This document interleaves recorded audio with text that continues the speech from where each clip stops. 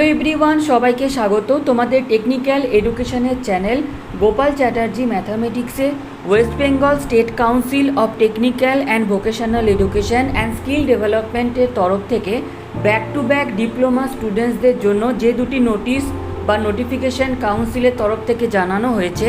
তো প্রথম নোটিশটি হচ্ছে guidelines in respect of filling up of the online application form of supplementary theoretical examination for the 5th and 6th semester diploma students. অর্থাৎ প্রথম নোটিশটি হচ্ছে ডিপ্লোমাতে যারা 5th এবং 6th সেমিস্টারের স্টুডেন্টস এবং যারা সাপ্লি পেয়েছিলে, তো সেই সাপ্লিমেন্টারি এক্সামিনেশনের গাইডলাইন্স কিন্তু কাউন্সিলের তরফ থেকে দেওয়া হয়েছে।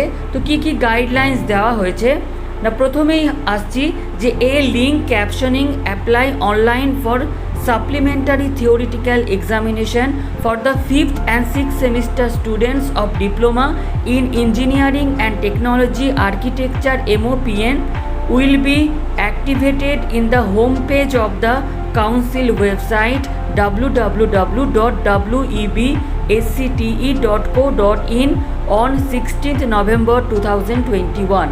অর্থাৎ ডিপ্লোমার 5th এবং 6th সেমিস্টারে যারা সাপ্লিমেন্টারি ক্যান্ডিডেট, তো তোমাদের জন্য 16ই নভেম্বর থেকে কিন্তু কাউন্সিলের যেটা মেন পেজ বা হোম পেজ www.webscte.co.in কিন্তু একটা তোমরা apply online for supplementary theoretical examination for 5th and 6th semester students বলে একটা পোর্টাল দেখতে পাবে।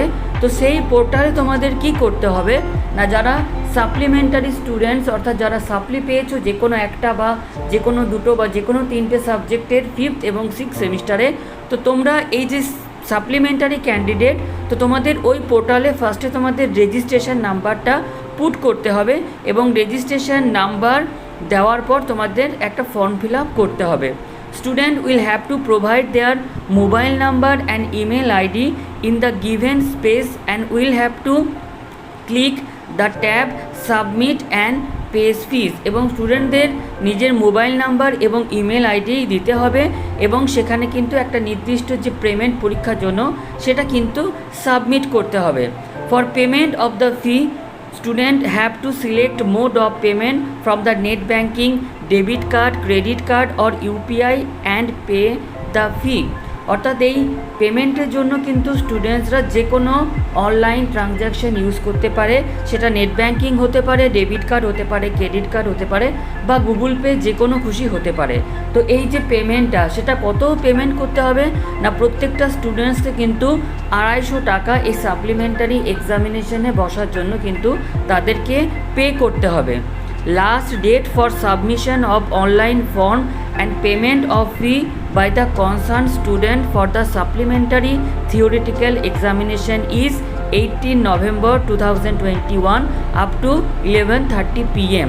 তো এই পেমেন্ট যে 250 টাকা দিতে হচ্ছে সেটা কিন্তু ফিল আপ অর্থাৎ পেমেন্টটা পে করার লাস্ট ডেট কিন্তু 18ই নভেম্বর রাত্রি 11:30 পর্যন্ত। After successful payment of the examination fee, application details of the students will automatically reach their respective institute portal for online validation by the institute authority। অর্থাৎ তোমরা এই পেটা করার সাথে সাথে যে সাপ্লিমেন্টারি স্টুডেন্টগুলো পরীক্ষার বসার জন্য এলিজিবল, সেই কনফার্মেশনটা কিন্তু বা ভ্যালিডেশনটা কিন্তু যে কলেজ, সেই কলেজের ইনস্টিটিউট পোর্টালে কিন্তু কলেজ এই জিনিসটা দেখতে পাবে। During payment of the fee, if online transaction of any student shows pending for a prolonged time, he or she have to write immediately to the council at helpdesk@webscte.co.in with full details and a screenshot of the transaction made। অর্থাৎ কোনো student যদি payment করতে গিয়ে দেখায় যে তার পেমেন্টটা pending দেখাচ্ছে অনেকক্ষণ ধরে, তাহলে সে কিন্তু কাউন্সিলের যেটা হেল্প ডেস্ক মেল, সেখানে মেল করবে এবং যে পেমেন্টটা তোমার পেন্ডিং আছে তার স্ক্রিনশট কিন্তু এই মেলের মধ্যে অ্যাটাচ করে দেবে। Last date for online validation of the eligibility of the students by the institute authorities it 20th November 2021 up to 11:30 PM। অর্থাৎ ইনস্টিটিউটের তরফ থেকে এই যে ভ্যালিডেশন দেওয়ার শেষ তারিখ হচ্ছে 20 নভেম্বর রাত্রি 11:30 পর্যন্ত। downloading of e-admit card. E-admit card of the validated students will be available in the official website of the council on and from 22nd November 2021 from the link e-admit card for supplementary theoretical examination for the 5th and 6th semester students. অর্থাৎ এই 5th এবং 6th semester স্টুডেন্টসদের ই-অ্যাডমিট কার্ডের পাওয়া যাবে। ই-অ্যাডমিট কার্ডের portal একটা চলে আসবে কাউন্সিলের হোম পেজে, সেখানে দেখতে পাবে যে e admit card for supplementary theoretical examination. সেখান থেকে কিন্তু এই সমস্ত ক্যান্ডিডেটরা তাদের ই-অ্যাডমিট কার্ডটা ডাউনলোড করে নেবে। যেহেতু তোমাদের পরীক্ষা অফলাইনে হচ্ছে, সুতরাং এই ই-অ্যাডমিট কার্ডটা কিন্তু প্রিন্ট আউট করে তোমরা কিন্তু যখন কলেজে অফলাইন মোডে এক্সাম দিতে আসবে, সাথে করে কিন্তু এই অ্যাডমিট কার্ডটা তোমাদের কিন্তু অবশ্যই আনতে হবে। তো এটাই ছিল আজকে তোমাদের সাপ্লিমেন্টারি ক্যান্ডিডেট অর্থাৎ ডিপ্লোমা স্টুডেন্টসদের জন্য একটা নোটিশ, যেটা কাউন্সিলের তরফ থেকে জানানো হয়েছে। এরকম তোমাদের যারা সাপ্লিমেন্টারি বন্ধু আছে তাদের মধ্যে এই ভিডিওটি যতটা পড়বে তাদের মধ্যে দ্রুত কিন্তু তোমরা শেয়ার করে দেবে। সবাই খুব ভালো থেকো, আনন্দে থেকো, ধন্যবাদ।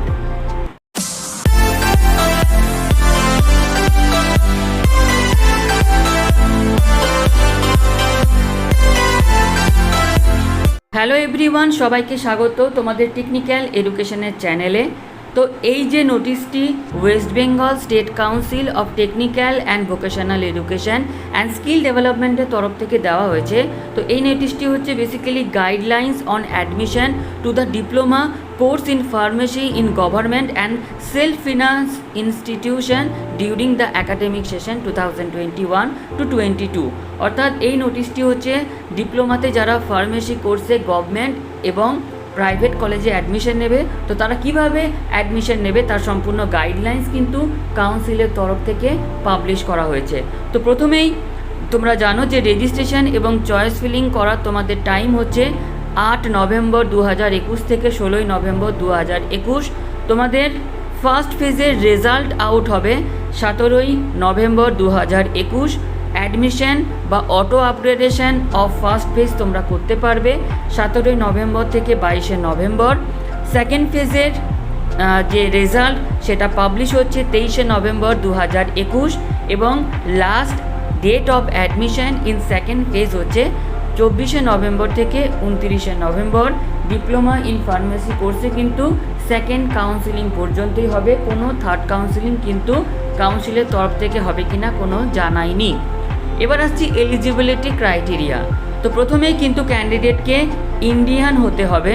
2 নম্বর হচ্ছে candidate must pass higher secondary or its equivalent examination in general stream course with physics, chemistry and biology or mathematics. অর্থাৎ ডিপ্লোমা ইন ফার্মাসি পড়ার জন্য কিন্তু ক্যান্ডিডেটকে হায়ার সেকেন্ডারি পাস হতে হবে এবং হায়ার সেকেন্ডারি কিন্তু যে কোর্স বা যে সাবজেক্ট নিয়ে তাকে পড়ে থাকতে হবে সেগুলো হচ্ছে ফিজিক্স, কেমিস্ট্রি, সঙ্গে বায়োলজি বা mathematics.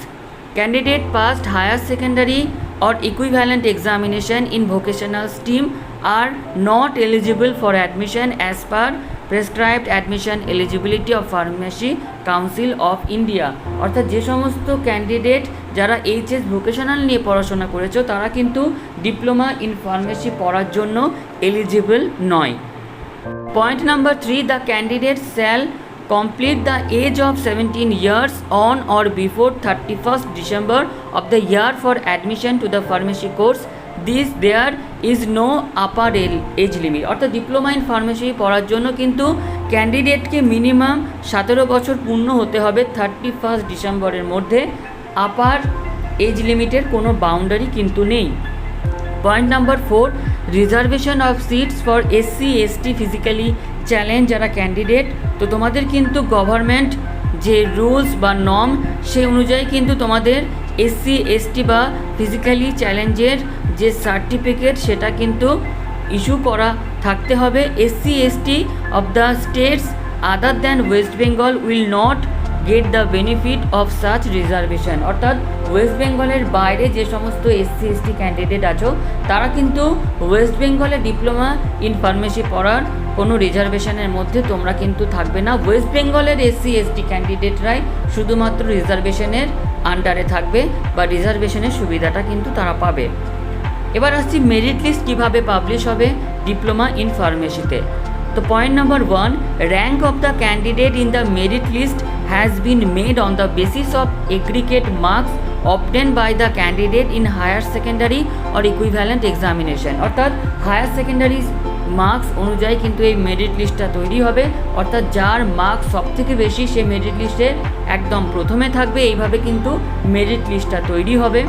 Point number 2, if 2 or more candidate have scored same marks then but the one who got higher marks in chemistry has been given preference in ranking।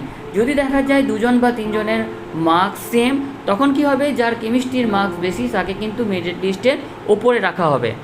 If 2 or more candidate have scored same marks the one who got higher marks in physics has been preferred in ranking।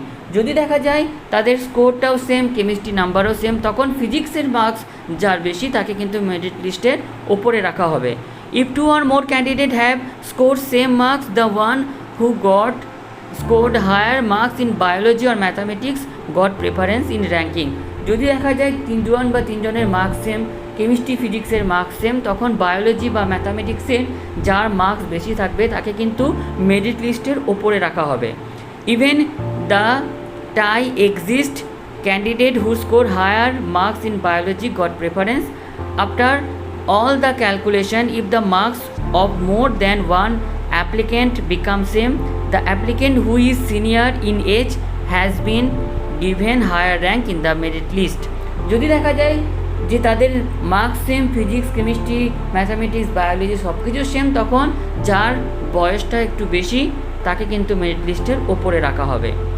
Other respect কি, 75% of the approved intake of the self-finance institution affiliated to the WBSCTE and VE and SD shall be filled up from the candidates having valid rank in the merit list। অর্থাৎ diploma in ফার্মেসির সমস্ত যারা private college তাদের কিন্তু 75% admission নিতে হবে এই যে merit লিস্টে যাদের ভ্যালিড র্যাঙ্ক আছে সেই বেসিসে। The remaining 20% of the approved intake of the self-finance institution will be the management quota seat and that will be filled up by the respective self-finance institution from the candidates in accordance with the eligibility criteria mentioned above। অর্থাৎ বাকি 25% কিন্তু self finance কলেজগুলো management কোটার মাধ্যমে student admission করতে পারে। সেক্ষেত্রে diploma in pharmacy পড়ার যে মিনিমাম এলিজিবিলিটি ক্রাইটেরিয়া সেটা কিন্তু ক্যান্ডিডেটকে পূরণ করতে হবে, তবেই সে কিন্তু ম্যানেজমেন্ট কোটাতে চান্স পাবে।